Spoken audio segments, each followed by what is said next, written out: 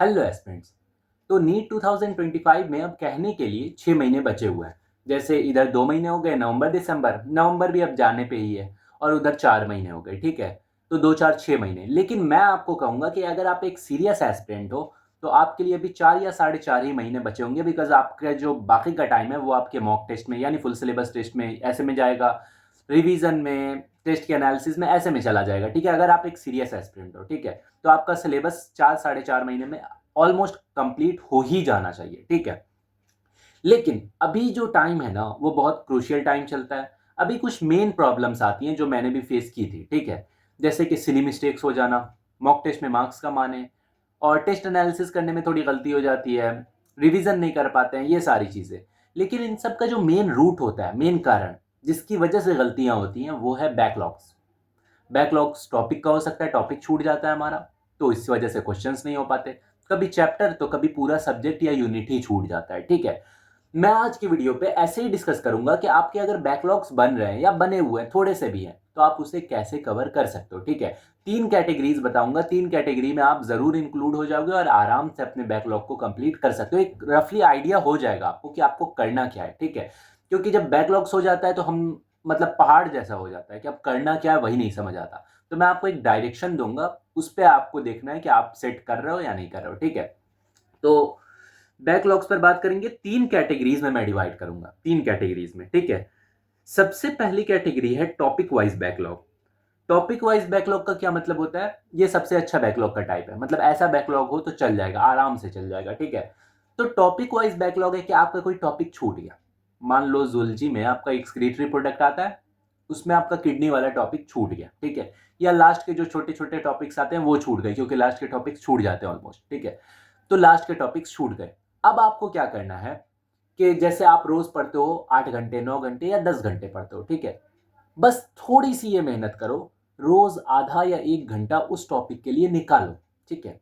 अगर एक चैप्टर छूटा है तो वो भी छोटा ही है, छोटा ही बैकलॉग है, ठीक है। 1 2 चैप्टर है वो भी वैसा ही है।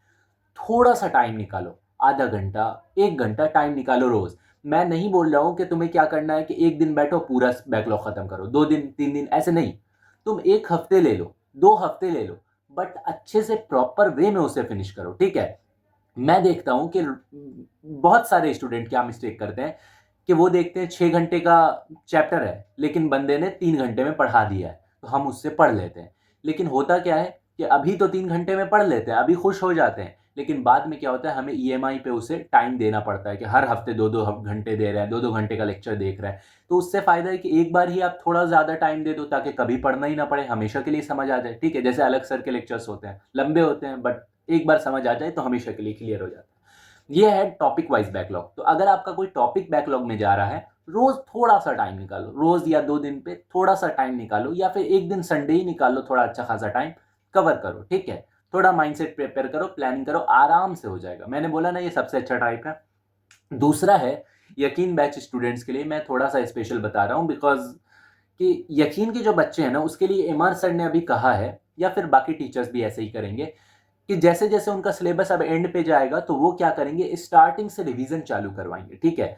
तो अगर, बिकॉज मैंने देखा है मेरे व्यूअर्स जो हैं वो यकीन के स्टूडेंट हैं ज़्यादा, तो इसलिए मैं उन्हें यह सजेस्ट करना चाह रहा हूँ कि अगर आप एक यकीन के स्टूडेंट हो तो आपको चाहिए कि आपके जितने भी बैकलॉग्स हैं ना उस पर ध्यान मत दो।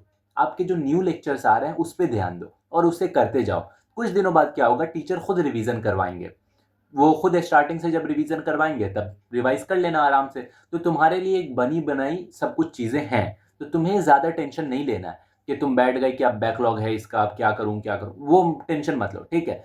तुम अपना चुपचाप अपने न्यू लेक्चर्स पे फोकस करो, ठीक है। बाकी जैसे जैसे टाइम बढ़ता जाएगा तुम्हारा बैकलॉग खत्म होता जाएगा, ये ट्रस्ट करो, ठीक है। टीचर पे ट्रस्ट करना पड़ेगा तुम्हें, ठीक है।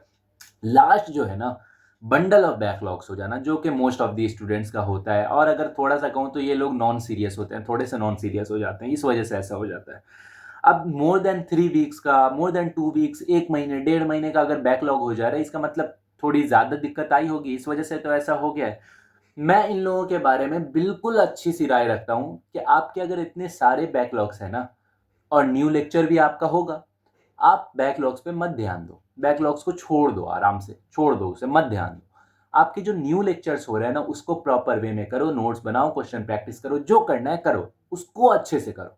न्यू लेक्चर्स में कोई कमी मत छोड़ो। तुमने पहले गलती कर दी, लेकिन अब न्यू में कोई गलती मत करो। मैं इसलिए ये बोल रहा हूँ बिकॉज कहीं ऐसा ना हो कि तुम लोग बैकलॉग को क्लियर करते करते न्यू लेक्चर को भी बैकलॉग में कन्वर्ट कर दो, ठीक है। मतलब कि समुद्र से पानी निकाल रहे हो और पता ही नहीं चल रहा है कि दोबारा वैसे ही साइकिल बनती जा रही है, ठीक है। तो मैं कह रहा हूं कि अगर तुम बैकलॉग इधर से क्लियर करते करते उधर भी बैकलॉग ही कन्वर्ट कर दोगे तो पूरे बैकलॉग में डूब जाओगे, बैकलॉग का स्क्वायर हो जाएगा तुम पर, ठीक है। सबसे अच्छा तरीका है बैकलॉग को इग्नोर करो अभी जो तुम्हारा है, जो इतना बड़ा बंडल बना रखे हो तुम, आगे के न्यू लेक्चर्स पे ध्यान दो। दूसरा रीजन इसका ये है कि अभी अगर आगे के लेक्चर्स पे तुम ध्यान दे लेते हो, न्यू लेक्चर्स पे, तो तुम्हारा क्या होगा, जनवरी एंड तक तुम्हारा सिलेबस हो जाएगा, फेब्रवरी एंड तक, तब तो हो जाएगा ना, फेब्रवरी एंड तक तुम्हारा हो जाएगा, ऑलमोस्ट हो ही जाएगा, ठीक है। तब तुम्हें क्या करना है, तुम एक सेफर साइड ये रहोगे कि तुम्हारा अगर 1 महीने का बैकलॉग है तो उससे पहले वाले तुम्हारे क्लियर है, सारे कॉन्सेप्ट्स क्लियर है। फिर 1 महीने के बाद जितने कॉन्सेप्ट्स होंगे यानी न्यू लेक्चर्स अब होंगे वो भी तुम्हारे क्लियर होंगे, अच्छे से क्लियर होंगे। अब तुम्हारा बीच में ये 1 महीने का गैप बनेगा। अब देखो मैं थोड़ा अपने एक्सपीरियंस से बताता हूँ, स्टार्टिंग और जब एंड तुम्हारा अच्छे से होता है ना, कॉन्सेप्चुअल सारे क्वेश्चंस प्रैक्टिस, तो बीच वाला जब तुम करने जाओगे तो पहले जो 1 महीना लेता ना, अब वो 2 हफ्ते में काम हो जाएगा। ये मैं अपने एक्सपीरियंस से बता रहा हूँ। इसलिए तुम क्या करो कि अगर तुम्हारे ऐसे बैकलॉग्स हैं अभी छोड़ दो, जनवरी फरवरी के बाद जब तुम्हारा सिलेबस एंड हो जाए तब तुम ऐसे बैकलॉग को रोज 4 घंटे 5 घंटे टाइम दो, आराम से 2 हफ्ते में तुम्हारा बैकलॉग आराम से हो जाएगा, आराम से, ठीक है, आराम से हो जाएगा। वैसे भी तुम लोग ड्रॉपर हो, सेल्फ स्टडी है, तो तुम लोग, अब थोड़ा सा मैं पर्सनल बोलता हूँ, देखो ये 3 कैटेगरीज तो तुम्हें समझ आ गई होंगी। टॉपिक वाइज है, रोज रोज थोड़ा सा टाइम दे दो। यकीन बैच के स्टूडेंट हो, थोड़ा टेंशन फ्री रहो, टीचर खुद करवा देंगे। और बंडल ऑफ बैकलॉग है तो अभी के लिए रहने दो, अभी सिलेबस एंड कर लो ताकि ये तो अच्छा हो जाए, तुम्हारा कुछ तो हाथ में आए। बाकी जो है तुम जनवरी के बाद फरवरी के बाद आराम से देख सकते हो, मार्च अप्रैल में देख सकते हो आराम से, ठीक है। अब जो आती है बात, थोड़ा सा पर्सनल राय देना चाहूंगा कि अगर तुम एक डेडिकेटेड स्टूडेंट हो ना, ये 3 कैटेगरीज तो हो ही गई। अगर तुम एक डेडिकेटेड स्टूडेंट हो, सीरियस एस्पिरेंट हो, तो तुम, अगर 12th वालों की बात नहीं कर रहा हूँ, अगर तुम डेडिकेटेड स्टूडेंट हो, ड्रॉपर हो, तो तुम्हें क्या है, तुम्हारे पास पढ़ाई के अलावा और कोई काम रहता ही नहीं है। 12th वालों के पास रहता है प्रैक्टिकली ये वो जाना आना, मैं था 12th वाला, मुझे था ऐसा, ठीक है।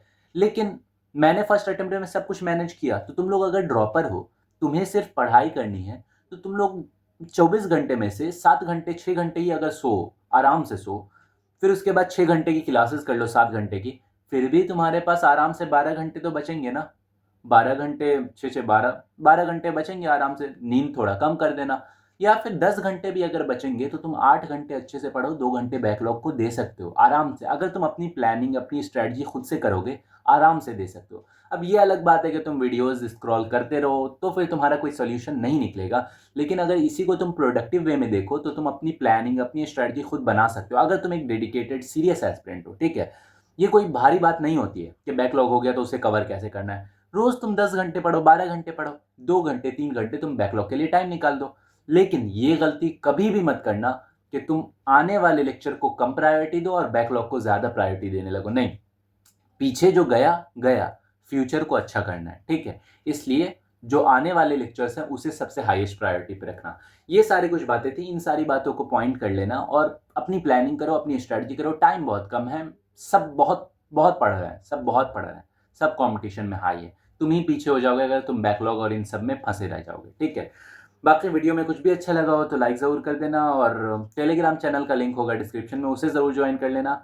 और कोई भी डाउट हो, कोई भी डिस्कशन हो तो कमेंट कर देना या फिर पर्सनल मैसेज कर देना, मैं रिप्लाई कर दूंगा। Thank you.